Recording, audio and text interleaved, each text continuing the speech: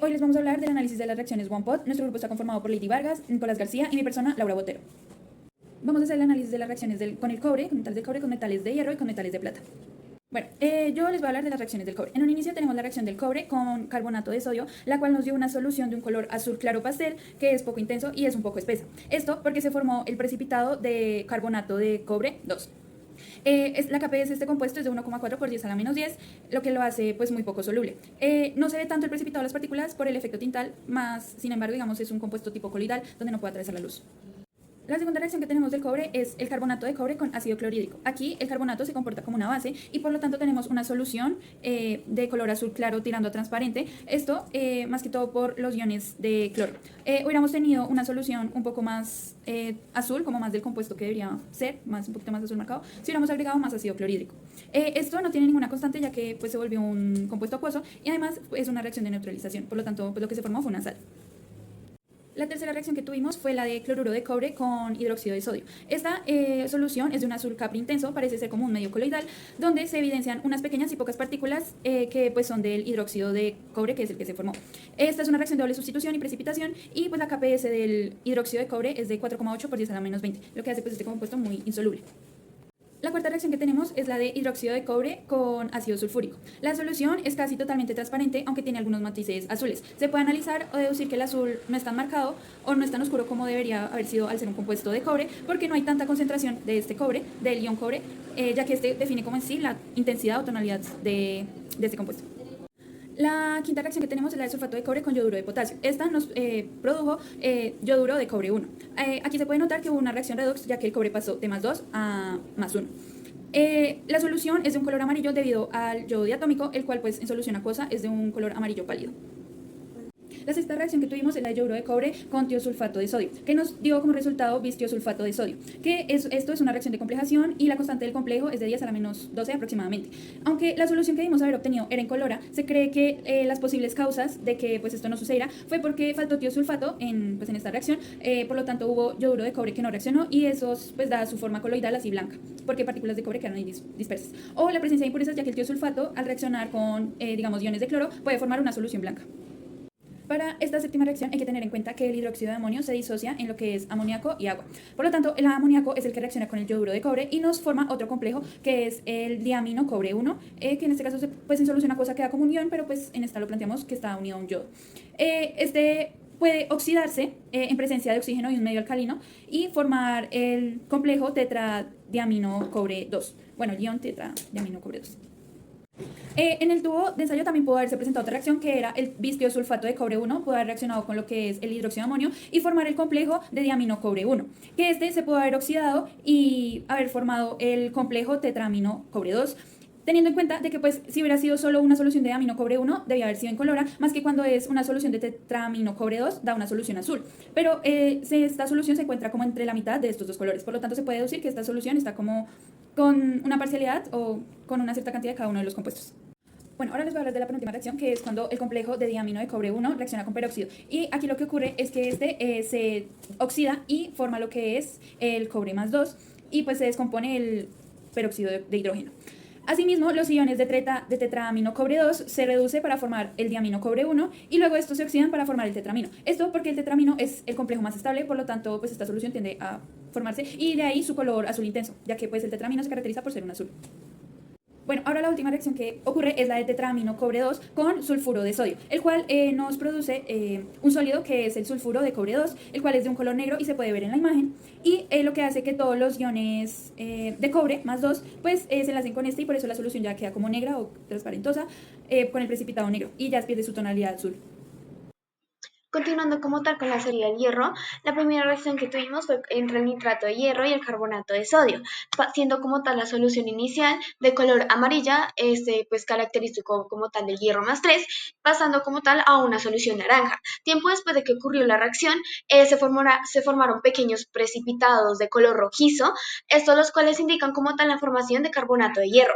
Los tipos de reacción que se presentan son de doble sustitución y reacciones de precipitación, siendo como tal la constante de equilibrio la KPS de 3,2 por 10 a la menos 11, indicando como tal la baja solubilidad del sólido que se formó. Como siguiente reacción tenemos la serie del hierro, en el cual pues el compuesto que se formó anteriormente, que es el carbonato de hierro, se le adicionó ácido clorhídrico. Este pues el sólido que se había formado anteriormente, el precipitado, se solubilizó y pues esto dio como tal paso a lo que es cloruro de hierro, más dióxido de carbono y agua.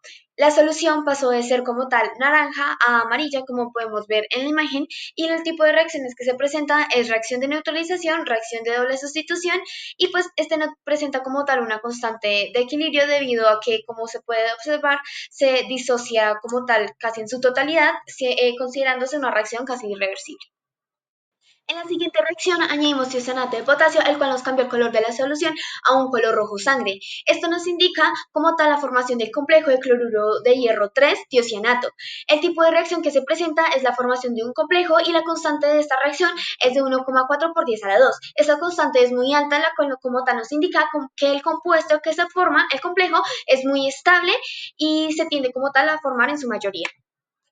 En la siguiente reacción lo que hicimos fue añadir fluoruro de sodio, el cual nos cambió el color de la solución a un amarillo más clarito, como lo podemos ver en la imagen.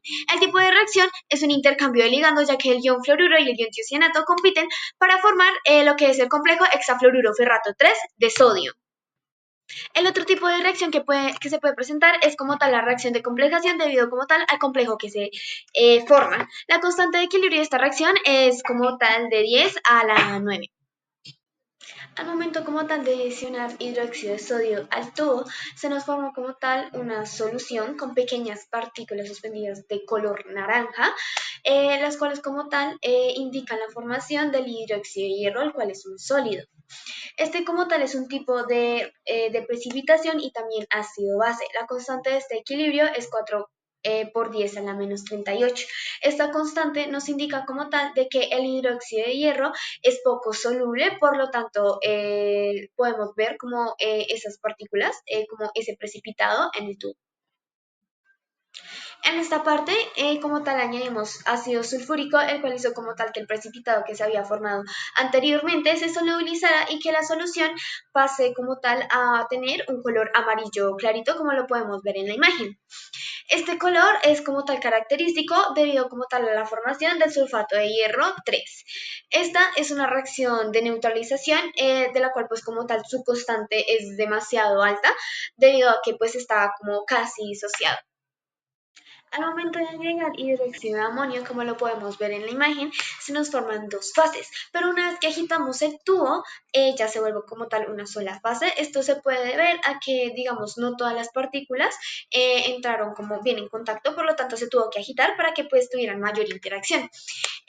Esto pues obviamente forma este precipitado de color naranja, el cual pues obviamente es característico del hidróxido de hierro, que ya nos había dado como en una reacción anterior. Este tipo como tal de reacción es de doble desplazamiento y también reacción de precipitación. La constante de equilibrio que tiene esta reacción es de 4 por 10 a la menos 38, indicándonos como tal la baja solubilidad que presenta el hidróxido de hierro. Ya en la última reacción lo que hicimos fue agregar sulfuro de sodio, que al inicio hizo como tal de que la solución vaya como tal obteniendo un color oscuro. Ya después como tal se empezó a formar un precipitado de color negro, el cual pues obviamente caracteriza como tal la presencia del sulfuro de hierro. La reacción que se presenta es como tal una reacción de doble desplazamiento y también una reacción de precipitación, en donde su constante es de 6 por 10 a la menos 19.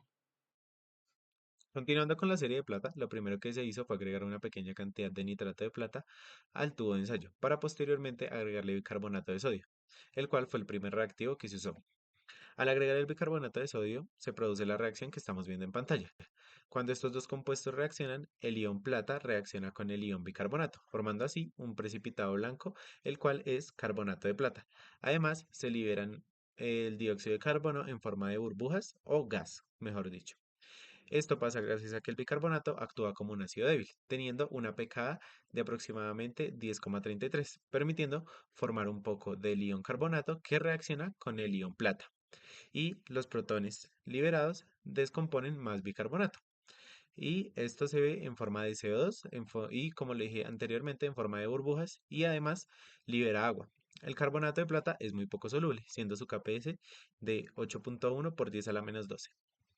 El segundo reactivo agregado fue el fosfato de sodio, el cual, al reaccionar con el carbonato de plata, ocurre una reacción de doble sustitución, donde los iones fosfato reaccionan con los iones plata, formando un precipitado, el cual es el fosfato de plata, el cual pues tiene un color amarillo y es insoluble, teniendo una KPS de aproximadamente 8,9 por 10 a la menos 17, es decir, menos soluble que el carbonato de plata. Seguimos con la tercera reacción de la serie de plata, en la cual se agregó hidróxido de sodio a la solución con fosfato de plata, ocurriendo así una reacción de precipitación y un desplazamiento ácido-base. El ion hidróxido reacciona con el fosfato de plata formando el hidróxido de plata y un precipitado de color gris, que es poco soluble, teniendo una KPS aproximada de 2 por 10 a la menos 8. Además, se libera un ion fosfato en solución, gracias a que en la reacción ácido-base el hidróxido de sodio proporciona un ion hidróxido que desplaza al ion fosfato. En esta cuarta etapa, agregamos cloruro de sodio al óxido de plata. ¿Pero por qué óxido de plata? Bueno, esto se debe a que el hidróxido de plata en solución acuosa, siendo una base débil con una KPS de aproximadamente 1,5 por 10 a la menos 8, se disocia en iones plata e iones hidróxido, lo cual hace que se forme el óxido de plata, del cual sus iones de plata reaccionan con los iones cloruro del cloruro de sodio, para formar así el cloruro de plata, el cual tiene una baja solubilidad, siendo su KPS de 1,8 por 10 a la menos 10. En conclusión, hay una reacción de doble desplazamiento, donde el cloruro de sodio se disocia y luego reacciona con los productos formados por la disolución del óxido de plata, generando un precipitado gris claro y una solución superior blanca y que es ligeramente turbia. En la quinta etapa se añadió hidróxido de amonio al precipitado de cloruro de plata y se observó cómo la solución se volvía incolora, dejando el precipitado casi disuelto. La primera reacción es complejación, en donde el ion de plata reacciona con el ion de amonio, formando el ion diamina plata, que tiene una constante de formación de 1,6 por 10 a la 7, indicando que se forma fácilmente y se disuelve el precipitado de cloruro de plata. Además, el hidróxido de amonio se disocia parcialmente. Al agregar bromuro de potasio a la solución con el complejo diamina plata, el ion bromuro rompe el complejo liberando al ion plata. Este ion reacciona inmediatamente con el ion bromuro, formando un precipitado blanco de bromuro de plata. Esta es una reacción de precipitación que está impulsada por la baja solubilidad del bromuro de plata, cuya solubilidad es de aproximadamente 5,4 por 10 a la menos 13. Y aunque el complejo es estable, la formación del precipitado es aún más favorable.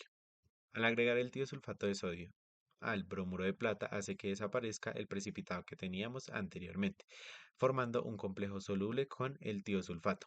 Primero se disocia el bromuro de plata que tiene una KPS de 5 por 10 a la menos 13 en iones de plata y bromuro, pero al agregar el tiosulfato se forma el complejo de tiosulfato de plata. Y al sumar la KF y la KPS tenemos una constante global de 8,5. Al agregar yoduro de potasio al complejo de plata con tiosulfato se forma un precipitado blanco de yoduro de plata. ¿Por qué? Porque el ion yoduro rompe el complejo como lo podemos ver en la reacción que está en la pantalla. Y el yoduro de plata es casi insoluble. Su constante de solubilidad es de aproximadamente 8,3 por 10 a la menos 17. Así que el equilibrio se desplaza y reaparece un sólido, es decir, un precipitado. El último reactivo que se añadió fue el sulfuro de sodio, que hizo que el precipitado blanco del yoduro de plata desapareciera y apareciera uno nuevo de color negro, gracias a que el ion sulfuro reacciona con el yoduro de plata en una reacción de precipitación. El sulfuro de plata tiene una KPS extremadamente baja, de 6 por 10 a la menos 51, desplazando el equilibrio de la formación a este compuesto.